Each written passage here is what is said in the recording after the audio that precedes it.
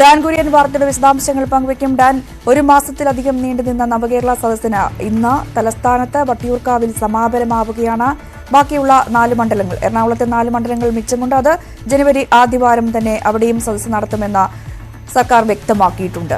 എങ്ങനെയാണ് സമാപന പരിപാടികൾ ഒരുക്കിയിരിക്കുന്നത്? ചടങ്ങുകളൊക്കെ എങ്ങനെയാണ്? വലിയ വിജയമാണ് എന്ന ഒരു വിലയിരുത്തൽ തന്നെയാണോ സർക്കാരിന് അവസാന ഘട്ടത്തിൽ എത്തി നിൽക്കുമ്പോഴുമുള്ളത്?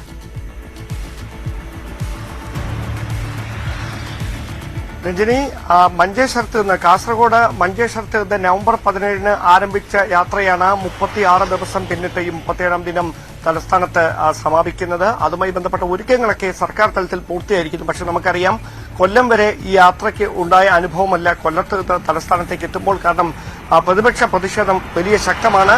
അത് ഇന്നലെ അടക്കം വലിയ തരത്തിലുള്ള സംഘർഷങ്ങളിലേക്ക് പാറശാലയിലും അരുവിക്കരയിലുമൊക്കെ മാറുന്ന, നെയ്യാറ്റിക്കരയിൽ ഉൾപ്പെടെയുള്ള പ്രദേശങ്ങളിൽ മാറുന്ന സാഹചര്യം ഉണ്ടായിരുന്നു. ഇപ്പോൾ ഏറ്റവും ഒടുവിൽ പുറത്തുവരുന്ന വിവരമനുസരിച്ച് വെഞ്ഞാറമൂട്ടിലും ഇതുമായി ബന്ധപ്പെട്ട സംഘർഷങ്ങളുടെ പേരിൽ ഡിവൈഎഫ്ഐ പ്രവർത്തകന്റെ വീടിന് നേരെ BJP അനുകൂല പ്രവർത്തകരുടെ അക്രമം ഉണ്ടായിരിക്കുന്നു എന്ന വിവരങ്ങളാണ് പുറത്തുവരുന്നത്. പോലീസ് നടപടികളെ സ്വീകരിച്ചിട്ടുണ്ട്. ഇന്നലെ തുടങ്ങിയ അക്രമ സംഭവങ്ങളാണ് ഇപ്പോഴും തുടർന്നുകൊണ്ടിരിക്കുന്നത്. ഒരുപക്ഷെ അത്തരത്തിലുള്ള സംഭവങ്ങൾ ഇന്നും പലയിടങ്ങളിലും റിപ്പോർട്ട് ചെയ്യാനുള്ള സാധ്യത കണക്കിലെടുത്തുകൊണ്ടാണ് പോലീസ് അതീവ സുരക്ഷ ഒരുക്കിയിരിക്കുന്നത്. രാവിലെ RDR കൺവെൻഷൻ സെന്ററിലാണ് പ്രഭാത യോഗം. 4-5 മണ്ഡലങ്ങളിലെ ക്ഷണിക്കപ്പെട്ട അതിഥികളുമായി മുഖ്യമന്ത്രിയും മറ്റ് മന്ത്രിമാരും സംവദിക്കും. അതിനുശേഷം വൈകുന്നേരമാണ് വട്ടിയൂർക്കാവിൽ വെച്ച് പോളിടെക്നിക് ഗ്രൗണ്ടിൽ വെച്ച് നവകേരള സദസ്സിന്റെ സമാപന യോഗം മുഖ്യമന്ത്രി ഉദ്ഘാടനം ചെയ്യുക. എന്തായാലും ഇതുമായി ബന്ധപ്പെട്ട ഇന്ന് വലിയ തരത്തിലുള്ള പ്രതിഷേധങ്ങൾ യുവമോർച്ചയുടെയും യൂത്ത് കോൺഗ്രസിന്റെയും ഒക്കെ നേതൃത്വത്തിൽ പലയിടങ്ങളിലും ഉണ്ടാകാനുള്ള സാധ്യത കണക്കിലെടുത്തുകൊണ്ട്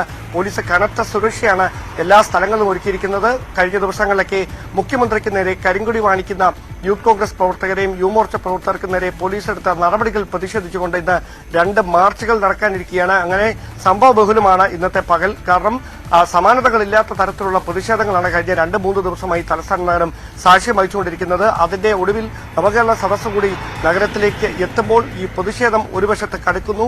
അതിന് പ്രതിരോധം തീർക്കുന്നതിന് വേണ്ടി ഇടത് സഹയാത്രികർ, ഒപ്പം ഡിവൈഎഫ്ഐ പ്രവർത്തകരൊക്കെ മുഖ്യമന്ത്രിയുടെ വാഹന വ്യൂഹത്തിന് സംരക്ഷണമൊരുക്കി തെരുവിലിറങ്ങുന്ന സാഹചര്യം, അത് പലപ്പോഴും നേർക്കുനേർ ഏറ്റുമുട്ടലേക്ക് മാറുന്ന കാഴ്ചകളാണ് ഇന്നലെ കേരളം കണ്ടത്.